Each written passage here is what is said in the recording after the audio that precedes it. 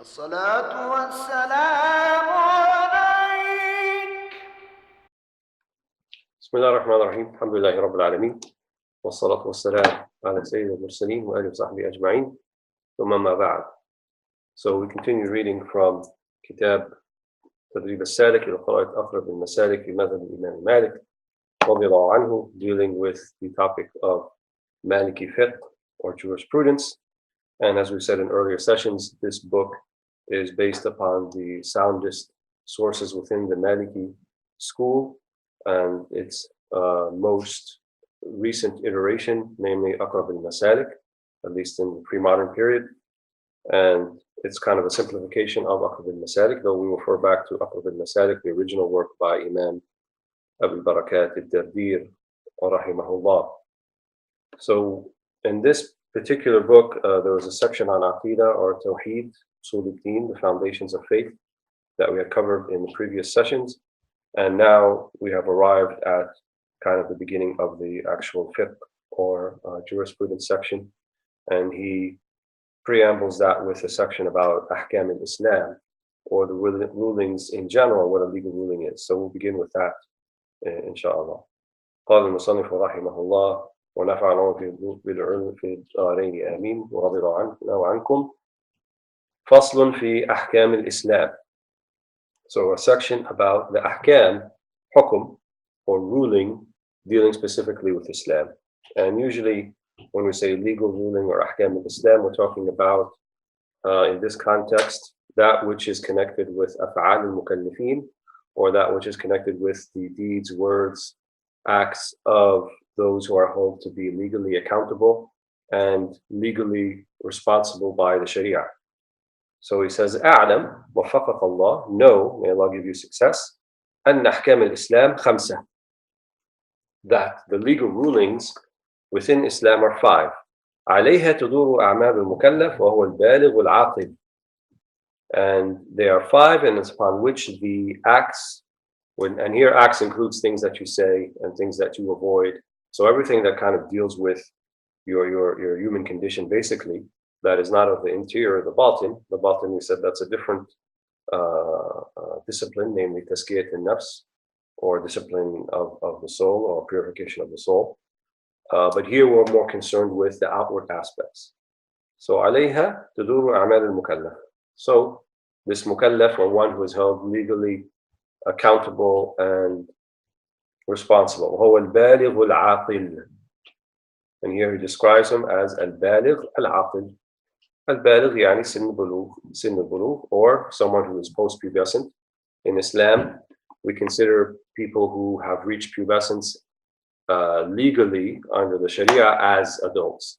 So they are responsible for the things that they do, in as much as any other adult would be responsible for things that they do. So they'd be responsible for those things that are the rights of Allah subhanahu wa ta'ala, huququllah, so to pray and to fast and so forth. And also huquq al-ibad, and the rights of all of the people of creation. So that includes refraining from harming them and not stealing and lying and so forth. So all of these things then become incumbent upon one once they reach the sin of pubescence. Some of the other books talk about some of the signs, and usually they're the physical signs.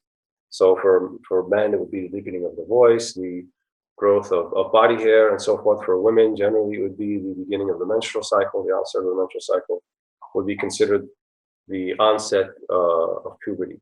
So even though they're held legally responsible and considered adults at this particular stage, it doesn't necessarily mean that they're complete adults. So no one should get the idea that, okay, I'm 15 and, I kind of feel like I've hit puberty and now I'm an adult. Then that means I sort of have this also completion or legal independence.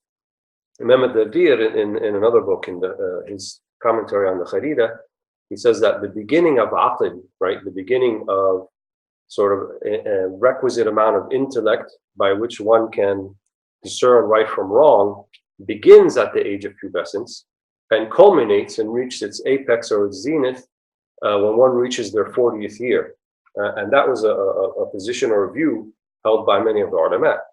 And they cite also that most of the prophets became prophets or their prophethood was revealed to them when they were about 40 years of age, and that was actually the case for the Prophet Muhammad ﷺ, as for many of the other prophets.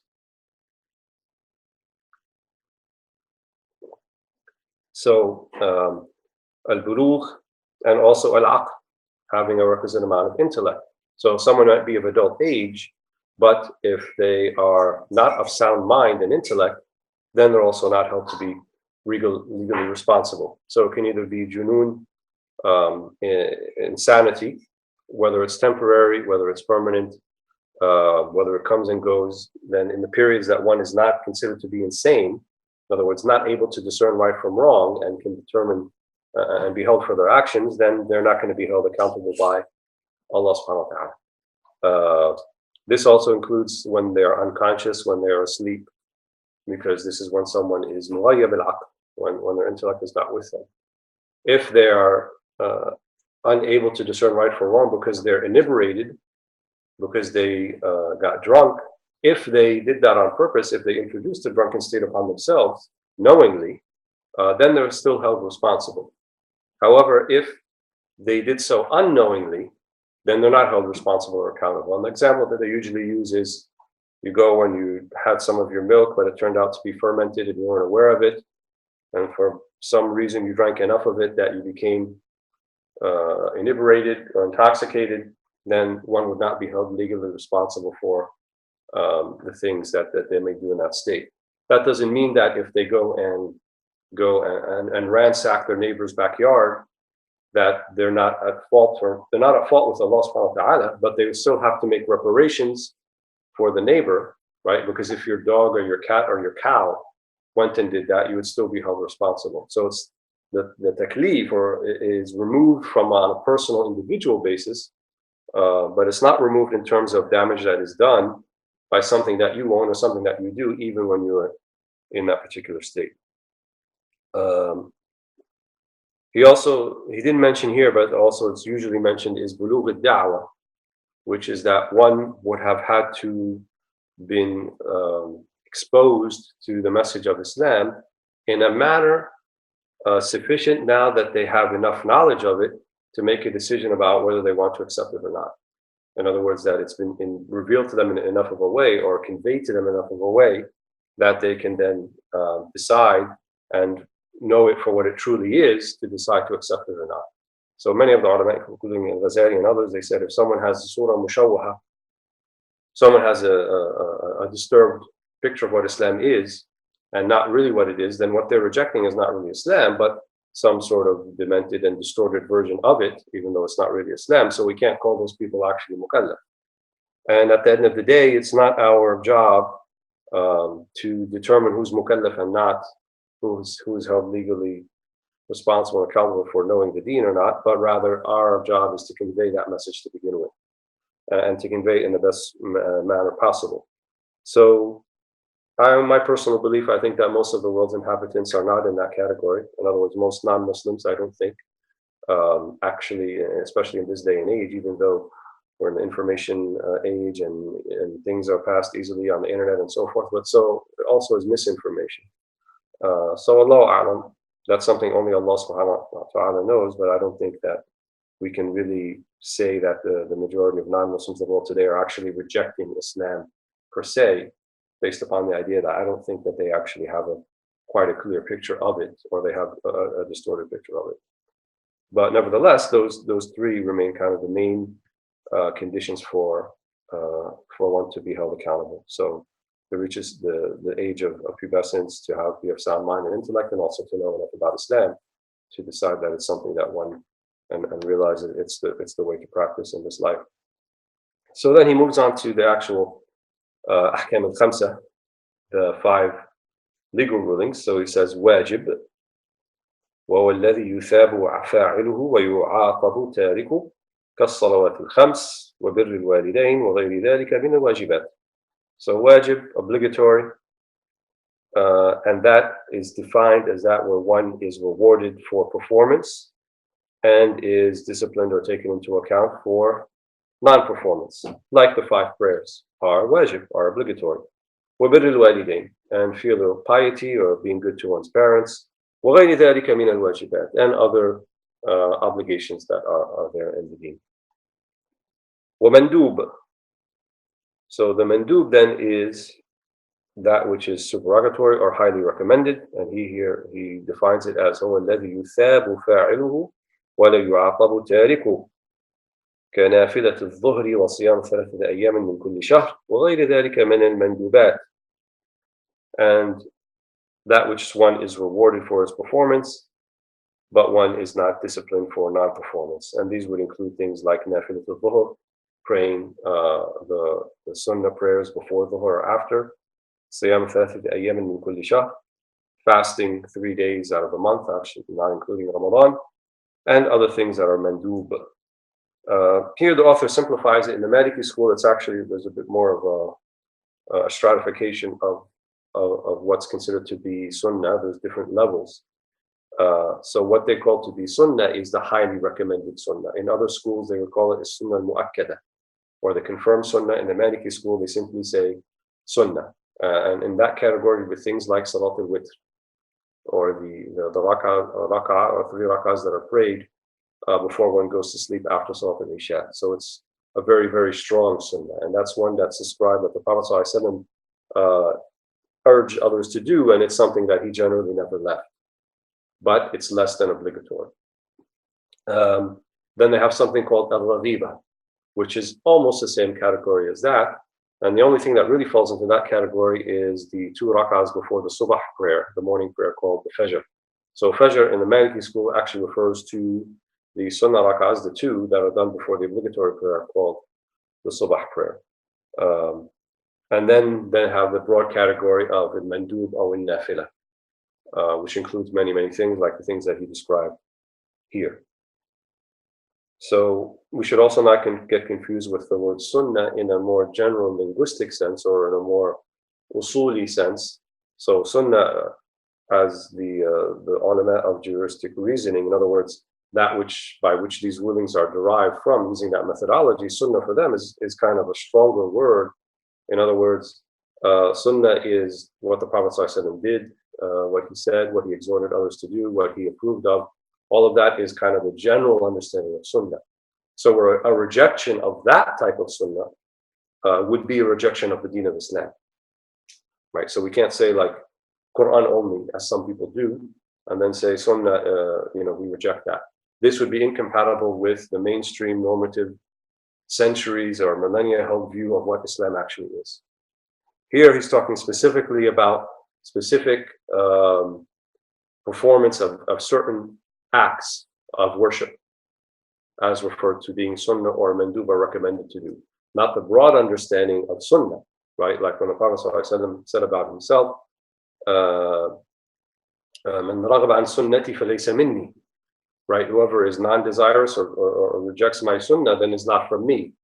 So it doesn't mean the individual performance of these acts that the Prophet ﷺ, he himself did sometimes and didn't do sometimes, like salat al-duha, the mid-morning prayer that he performed, sometimes he didn't. But rather it's referring to the general idea of sunnah as the Prophet ﷺ being the embodiment of the Quranic principles, and that comes out into his sunnah. So really a rejection of the sunnah is a rejection of the Prophet Muhammad ﷺ.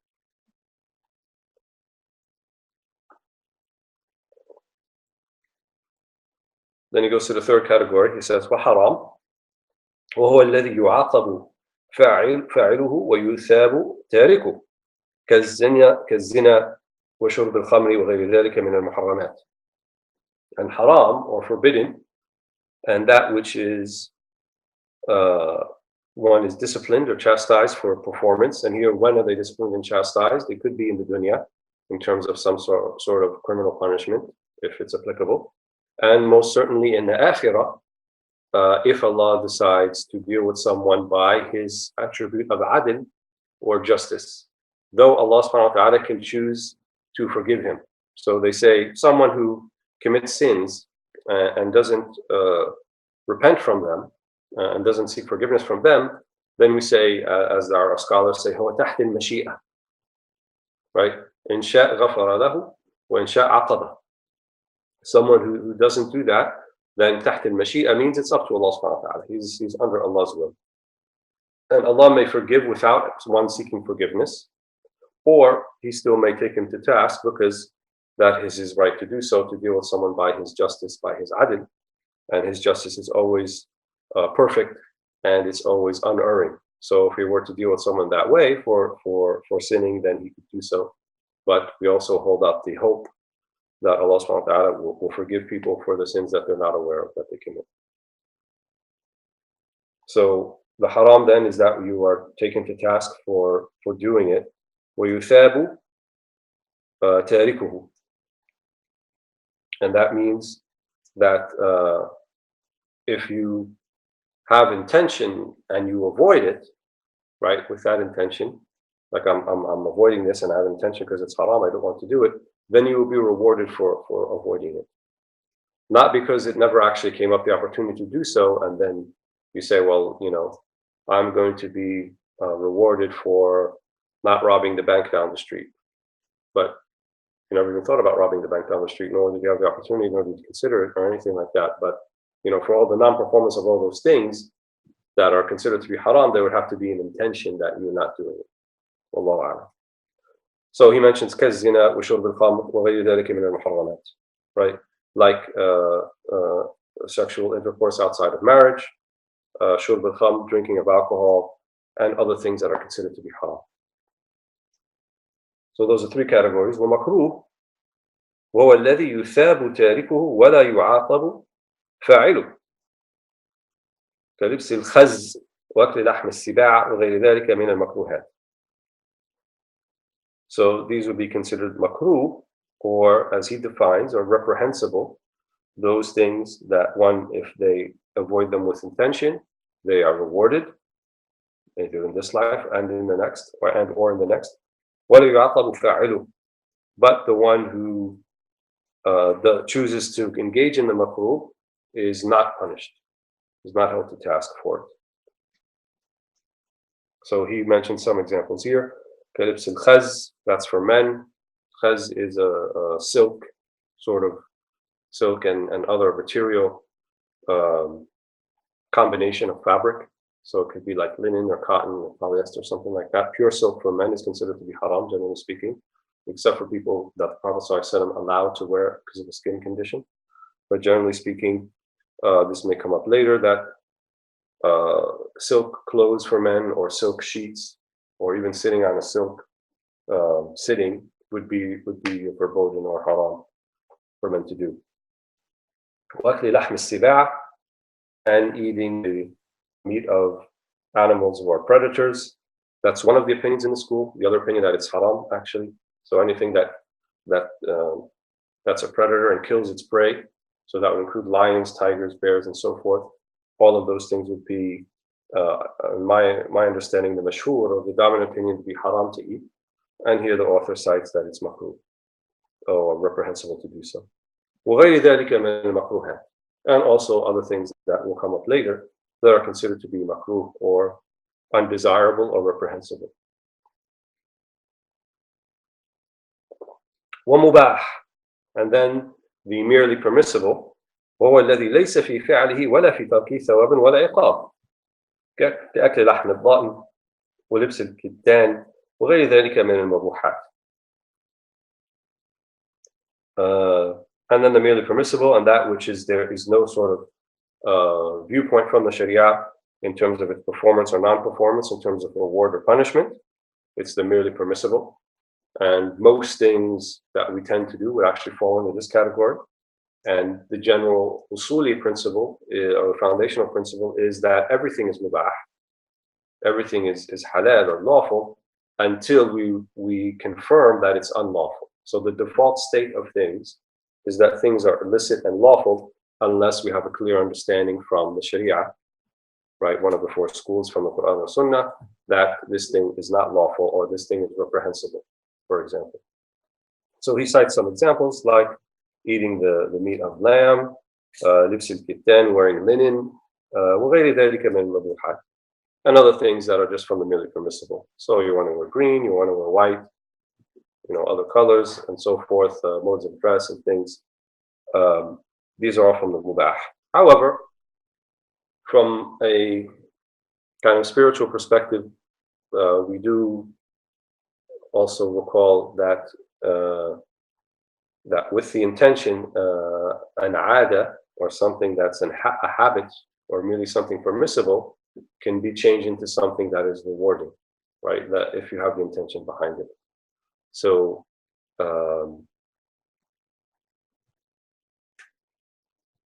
like riding in a car or a vehicle or something like that, travel and using that for transport, it's from the permissible. But if the intention behind it, right, is for the place you're going to facilitate you going to that place, right? So let's say there's majlis ilm, or there's a place of knowledge that you want to go to, and you have the intention when you turn the ignition in your car that I'm going to this place to learn. Then what was merely something permissible, which would be driving your car, now becomes something that is commendable and even something that can be rewarded.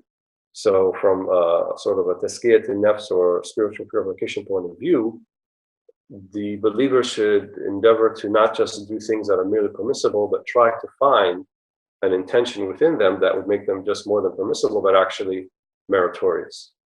And even in the clothes that you wear, if you wear something that is neat, that is comfortable, that is clean, that is dignified, all those can be things that go into the niyyah, the intention. So it's not just a question of being merely permissible. Many of the Sahaba would actually emulate the Prophet ﷺ in things that we thought were merely habitual, right? Sayyidina Anas, he said, I used to look for the dubbat, I used to look for a type of gourd or squash in the food because I know the Prophet ﷺ, he would do the same. So I would do that. So it's not something really permissible, but if the intention behind it is I'm emulating the Prophet ﷺ, then it becomes not just a habit or a ada or something permissible, but something that is at the very least rewarded, because it's a sign of love and of wanting to follow the Prophet Muhammad ﷺ, even in his mundane acts, which no one can censure that. I mean, that's a praiseworthy thing to do, even in things that we think to be that were just part of his habit. And generally speaking, we say that the acts of the Prophet Muhammad ﷺ always was within the realm of either he's doing what's considered for us obligatory or sunnah. And he wouldn't do a makruh thing, and he wouldn't do something just merely permissible, but there'd actually be a type of intention behind it for why he was doing it. So he would make comments about colors of clothes that he would wear, and he said, I like the white clothing, and that's not just like personal preference, that's because white symbolizes purity, and white, because it's, and any blemish that comes on it is easily seen, so it's like a metaphor for the human soul and so forth. So there are reasons behind why he had preferences, what even seem to be like personal preferences. Wallahu a'lam. So that kind of is a brief overview of the ahkam in Islam, the 5 legal rulings.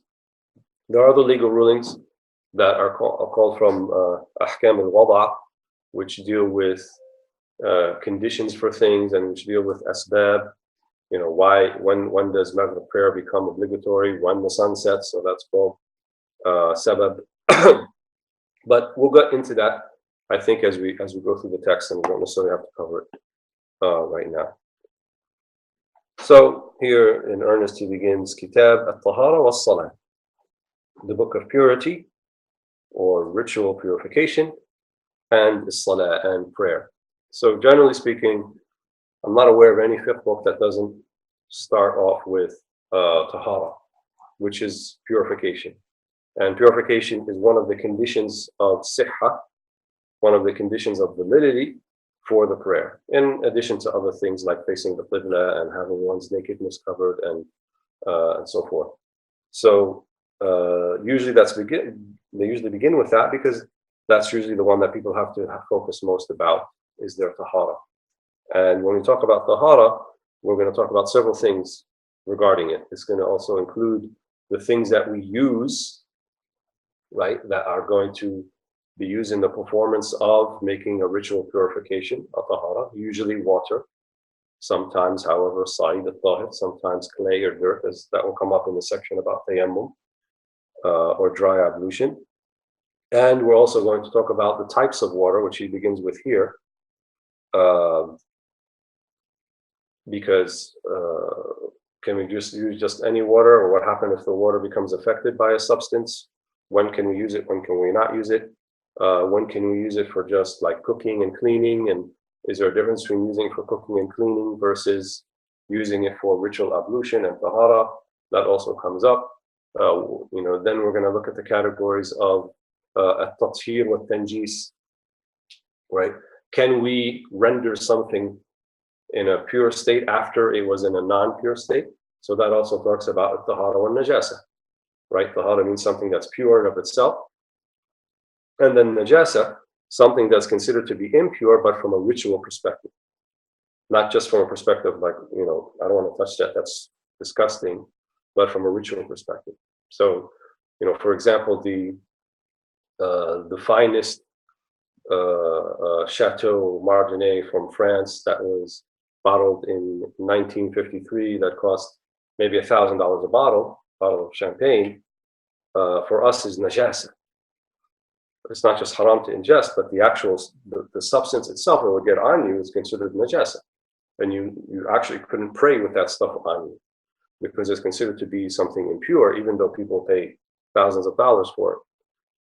Whereas, for example, in the Maliki school, the mud where the pig, kind of wallows in, is, lathering itself up in, assuming it didn't defecate in it, and it was just coming in contact with its body, that mud itself is not considered to be najas, right? Because the pig in our schools, the animal itself, the ayn al-khanzir, laysa binajas innahu tahir, right? The actual animal itself. We're going to look at the Walead, which means the things that it excretes, that's a different category. But the actual animals themselves, like the dog, like the pig, both of them are considered to be tahir in the while they're alive, that is, in the Maliki school. So those issues will come up in summer, inshallah. So he says, أعلم أن الصلاة لها شروط. Know that the prayer has conditions, and this is what we alluded to earlier. So conditions are different than things that are obligatory. And the main difference is conditions are things that need to be performed and are considered not part of that obligatory act. So conditions for the prayer are not considered to be part of the prayer. So your ritual purification or your wudu or your ghusl is not considered to be part of the prayer, but it's a condition for the prayer. Condition for what? For its validity. Right? So there's two types of conditions. There's condition for validity, which would be you have to have that condition for the thing to be valid. So if I go and pray and I don't have wudu and I use the restroom, that prayer doesn't count. It's like I didn't pray at all. It's not valid. Then there's another type of condition called shart wujub, which is a condition for obligation. So the thing doesn't become obligatory upon you unless I meet the condition of obligation. So I don't have to pray at all until, for example, I'm post-pubescent and I'm of sound mind and intellect. Before that or outside of that, one is not required to pray in that sense. Also, for a woman not to be on her menses, right, is a condition of both validity and obligation. So she's neither required to pray, and if she were to in that state, it would not be valid anyway. So sometimes you can have something that's just a condition of validity by itself, or condition of obligation, or both together at the same time in the same act. So here he's mostly talking about shurut sihha. He's talking about conditions of validity. So he says, منها ما يتوقف عليه الوجوب وهو البلوغ وعدم الإكراه على تركها. And this is what we said earlier. So amongst them are those which obligation is set upon them. وهو البلوغ, like reaching pubescence, as we said earlier. وعدم الإكراه على تركها. And he also mentions here not being compelled to not do it. So if someone is compelling me, right, say he's imprisoning me or threatening me with lethal force or death of somebody else to say, don't pray, then the prayer is not legally obligatory upon me because I'm being compelled. But short of being compelled, then I would be required to do so. ومنها ما يتوقف عليه الصحة. This is the other one. And there are some where it is set upon the validity. So a condition of validity, as I described earlier. وهو طهارة الحدث وطهارة الخبث وستر العورة واستقبال القبلة والإسلام وترك المبطلات. So, and in terms of the prayer here specifically, there are these particular conditions of validity. The first one, طهارة الحدث. So the tahara of hadath, or what we would say ritual purity. In other words, it's a state that affects the mukallaf, the person themselves. So it's not about a physical purity, but it's a ritual purity. And there are things that are going to negate or nullify that ritual purity, like using the restroom, for example. And there are things that we can do then to regain that ritual purity, namely wudu, or ghusl, the purificatory bath, or tayammum, one of those three. This is called taharat al-hadath, right? From al-hadath. And that's something, hadath means an occurrence or something happened to you, but it's referring to this non-physical ritual purity of the person themselves. Then the other one is taharat al-khabath. This is physical purity. Khabath means najasa. So to make sure that you don't have najasa upon you, something that's considered to be impure substance, either on your physical body, on your clothes, or on the place of prayer, specifically where your body is going to meet the ground. All of those things have to be free from najasa or khabath. This is called taharat al-khabath. And he'll go more into that in a bit. Satrul awra is the third one, covering one's nakedness. So for men and women, there are awra, or something that's of a nakedness or a part of the body that needs to be covered when one prays, which incidentally is the same whether in prayer or outside of prayer. So this topic of how people should dress or what should be covered actually comes up in the chapter about salah, and you don't really find it anywhere else, at least in the Maliki books that I'm familiar with, talking about covering oneself up. Usually talking about when we're talking about the prayer, but it refers to both in the prayer and outside of the prayer. Obviously, with people who should not see you in that naked state. واستقبال القبلة. And the fourth one is facing the qibla, facing the prayer direction, which we'll go into more detail later. Well, Islam, he includes here actually being a Muslim. So if someone is interested in Islam and is praying a lot, but they haven't quite gone that step and actually kind of making a decision to take up on Islam, then we would say that those prayers aren't actually valid because they had not taken upon Islam yet.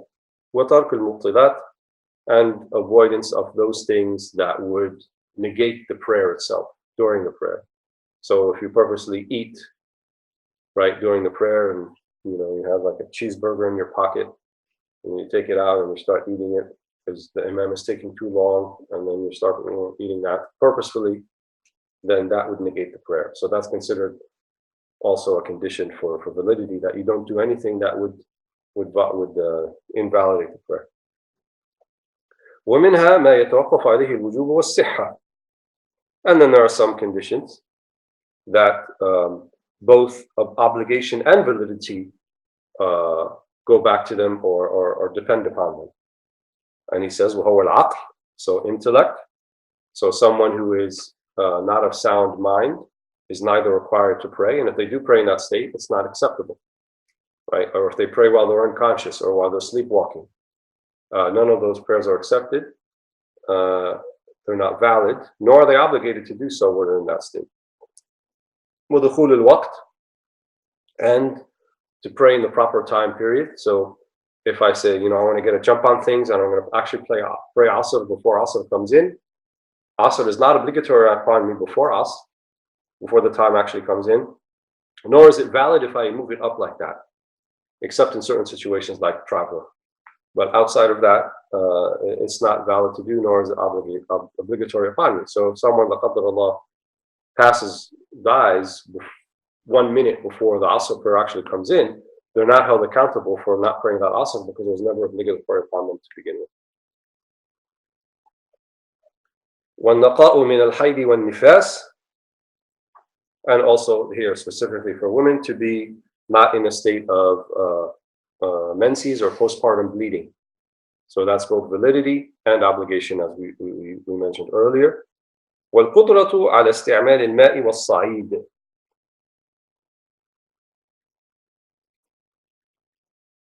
Here he mentions the ability to use the water or to make tayammum as being a condition of validity and of obligation. And there's actually some khilaf, there's some difference of opinion in the school about that. So if someone was in a situation, for example, where they had no access to water and no access to sa'id, no access to earth that they can make tayammum with, like if someone's in a jail cell and they're not given access to any of those things, is the prayer still obligatory upon them or not? So one of the opinions in the school that it is not obligatory because they don't have the means by which to fulfill the conditions. Another opinion says no, it's still obligatory and they should pray even in that state. That only the wudu or the tahara now is not valid, but then it becomes no longer required because one is not in a state by which to lift that from themselves. So there's two opinions in the school about that. وستأتي إن شاء الله فصول تتعلق بذلك. And he said in the following sections, after this introduction, there's going to be sections that connect or deal with these issues that we just brought up. So the first one, فصل في أحكام المياه. So the first section is dealing with the legal rulings pertaining to water, أحكام المياه. And as we said earlier, this is important because when you're going to try to lift your state of hadath or ritual impurity, the first thing you look for, well, I need water, and I have to have the right type of water. So he says, أعلم وفقك الله تعالى, no, may Allah give you success, أن الطهارة من الحدث والطهارة من الخبث تتوقفان على الطهور من الماء وهو الباقي على وصفه الذي خلقه الله عليه سواء نزل من السماء أو نبع من الأرض. So may Allah give you success. Know that purification from hadath and from khabath, so ritual impurity or ritual purity and ritual and physical purity, both are dependent upon purifying water. الطهور من الماء. So طهور يعني المطهر. So purifying water. So water that's purifying in of itself. How is it purifying? Purifying in that it can lift the state of ritual impurity and also wash something that is physically impure. So you need that type of water to be able to do that. And then he describes it. وهو الباقي على وصفه الذي خلقه الله عليه. And it is the one that remains in the state upon which Allah created it. سواء نزل من السماء أو نبع من الأرض. Whether it comes and falls from the sky, like rain, snow, hail, أو نبع من الأرض, or comes from the earth. So that includes bodies of water, lakes, ponds, rivers, oceans, and underground aquifers, abar, wells. All of these things are considered to be water in its natural state. So other things that we may call water, but are not what's described here, and this is called al-ma' al-mutlaq, or unqualified absolute water, what we usually term to be water that comes in its natural state. So the water that we can get out of a coconut, or the water that we can, if we squeeze a watermelon from, none of those things are considered to be water that is proper for purifying. We can drink it, we can ingest it, but it's not considered the type of water we need to do the wudu or to do the ghusl. It's not in that state. So al-ma' al-mutlaq, absolute or unqualified water, then has to be something that either is found in underground aquifers, well water, or water that comes from the sky and then goes to a reservoir, or water naturally occurring, like in rivers and ponds and lakes, streams, oceans, and so forth. And we're going to talk a little bit more about that as he gets into it here. What is the exception to this? فإن تغير لونا أو طعما أو ريحا بشيء خالطه أو لاصقه من النجاسات فهو نجس. Now he's talking about a different issue. What if this water that we recognize as being pure and of itself, because it comes from the sky or it comes from the earth, something affects it? How does it affect it? Either it mixes with it, خالطه أو لاصقه, right? Or it touches it. There's some type of contact. So it can either be a mixture or there's some type of contact. In this case, what he says, فإن تغير لونا أو طعما أو ريحا. If one of its three properties is affected, either its color or its taste or its smell, with something that is mixed with it or touching it, and that thing is in itself najasa, that thing is considered to be ritually impure, then in that case, the water itself becomes impure. So if I set aside like a bucket of water that I pulled up from my well, and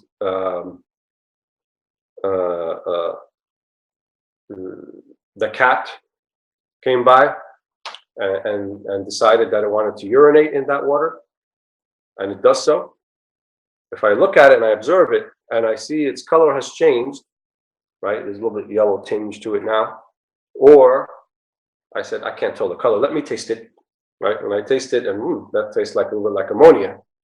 Did the cat do something in here? Then that's its taste. Or I actually go and smell it and I feel like, you know what, this smells like cat urine. Then in that case, if one of those three things changes, then that bucket of water is no longer viable for wudu or for ghusl or to clean something that's impure like the ground. Or for anything, actually. There's nothing you can use it for. You can't use it to wash your dishes, and you can't use it to drink it yourself. The only thing they said, the exceptions to it, if you want to water your plants, or water for your animals, things of that nature. But for common human usage, if it becomes ritually impure because it's something of najasa touched it, then in this case, I can't use it for anything, neither for ibadat, neither for lifting a state of impurity, physical or ritual, nor for adat or habitual things like cooking and cleaning, cooking utensils and the like. طيب, that's if it's najasa, if it's considered to be ritually impure. وإن كان المغير طاهرا أو مشكوكا في نجاسته أو طهارته فالماء طاهر يستعمل في العادات لا في العبادات. If the water, however, if the changing agent, إن كان المغير, right? So we said cat urine in the first example. إن كان المغير طاهرا أو مشكوكا في نجاسته. So two things here. If the مغير is طاهر, if the مغير is pure, but nevertheless affects one of the properties. So same bucket of water, and the neighbor just went to the corner store and he's walking by with his milk carton, and he trips and falls, and then the milk cartons bursts open and some of it falls into the bucket of water, the milk, which is tahir, right? It's considered to be a pure substance, it's not impure. However, I look to the water and there's a milky color to it, it's clouded, right? Or I taste it or I smell it, much in the same scenario as the first time. Can I still use it for tahara and to remove najasa? No, I cannot. Because now it's changed one of its three attributes, one of its three properties. However, can I use it for adat? Do I have to throw the whole thing out or feed it to my cow? No, I can use it for myself. So I can still use it. I can drink it myself, or if I want to clean something with it or something like that, then that's perfectly okay. That's if it's tahir. أو مشكوكا في نجاسته. Or the second category, I'm not sure what it is exactly, right? I'm not sure if it's najasa or not. So I go to the water, the bucket of water, and I see that it has this sort of kind of reddish or pinkish tinge to it. I say, is that from blood, which would be considered najas, impure? Or is that from red dye? And I can't tell the difference in terms of taste, in terms of smell.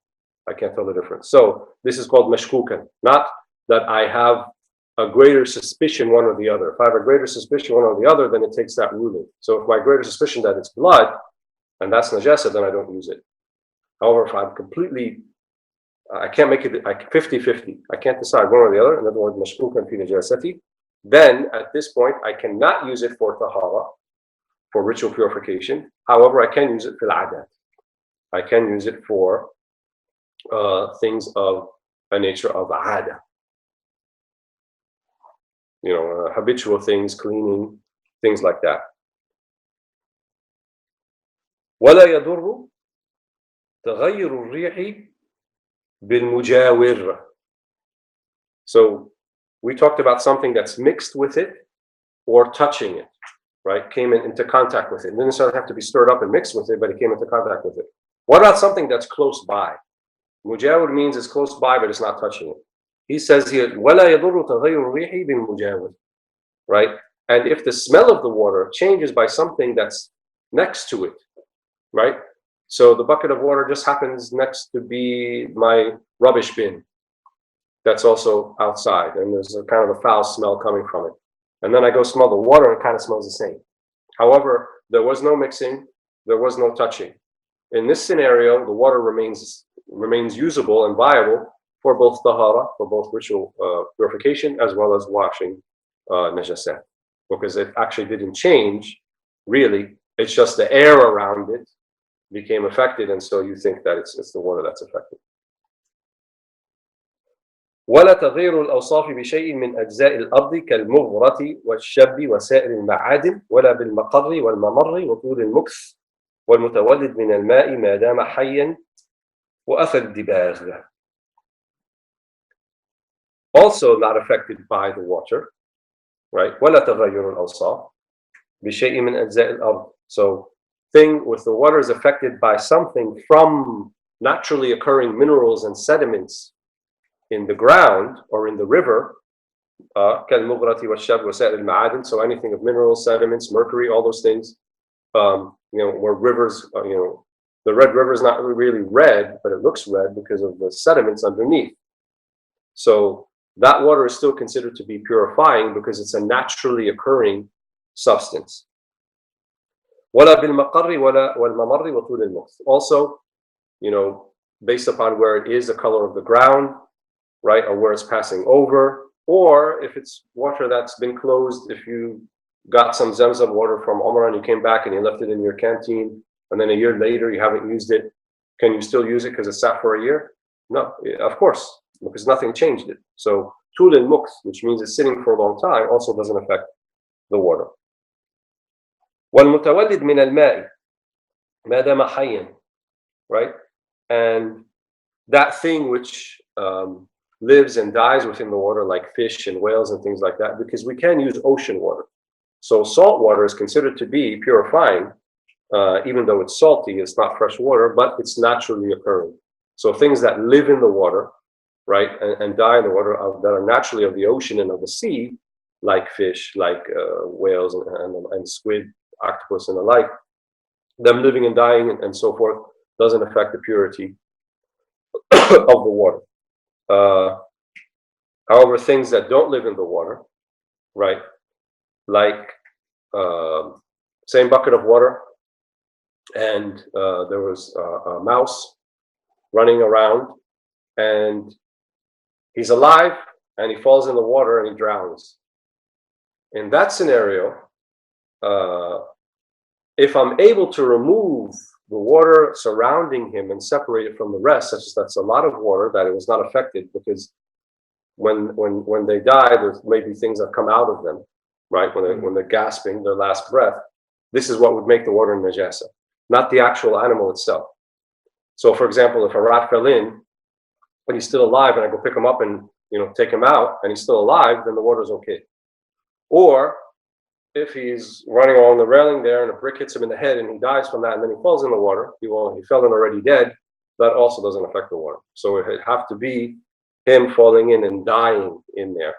That's assuming you don't see any noticeable change in the water. Let's say he fell in dead and he bled after that and he's dead. No, you see the change. We're talking about here, you don't see a change. the water is still looks pure to you, except that there's a rat in it. So if the rat died in there and you know that for sure, then it will be recommended for you to remove that water as much as you have certainty that it wasn't affected by the dead rat or the rat dying in the water. وأثر الدباغ, right? And here he talks about أثر الدباغ, which is not really much of an issue for us anymore. But if the tan, they used to carry water in tanned skin pouches, right? They didn't have plastic, they didn't have glass, especially if you're traveling. So you'd have this kind of tan pouch made of animal leather, animal skin. And so the tanning process, right? If you've ever seen something that's been tanned but not has gone under a sort of an industrial process, you can actually still smell the leather of the animal in it.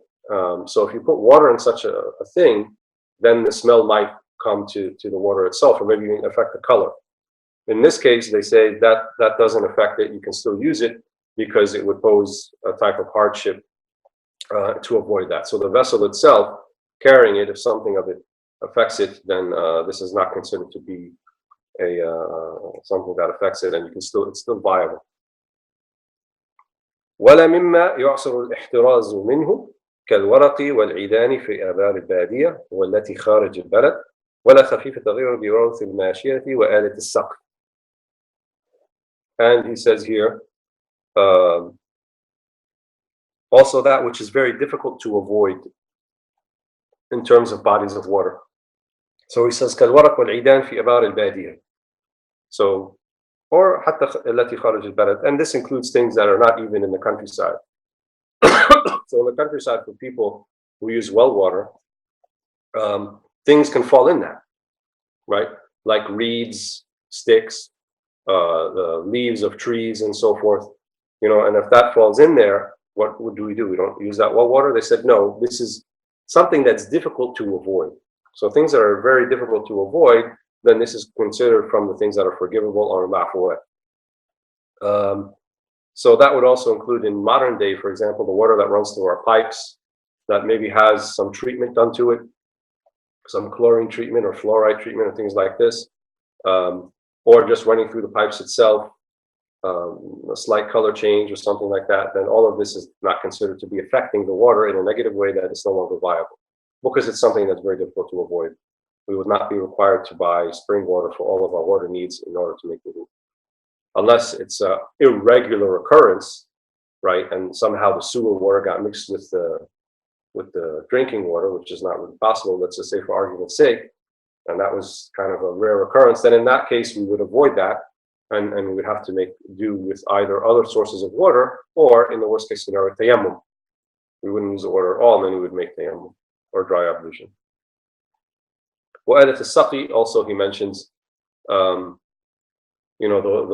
this is again going back to the well example, the rope that goes down in the well and you use it to pull up, right? That actually goes inside the water. What if something of that? And so all those things that are kind of just normal everyday occurrence would be difficult to avoid, then those things are not considered to be affecting the water in any case.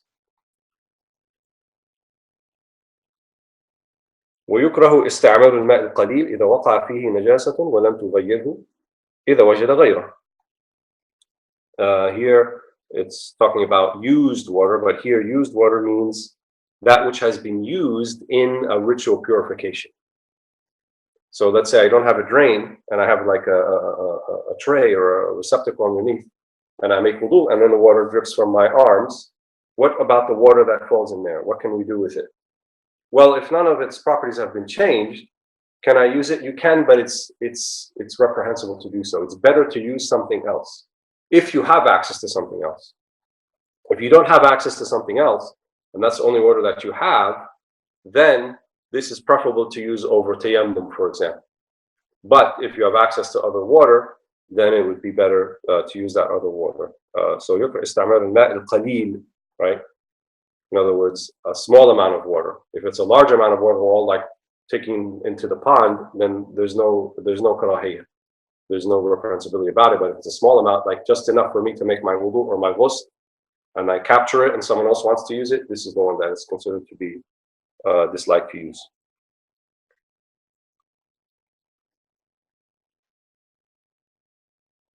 Actually, I just described a completely different mas'ala to you in the book, which she doesn't talk about here, الماء المستعمل.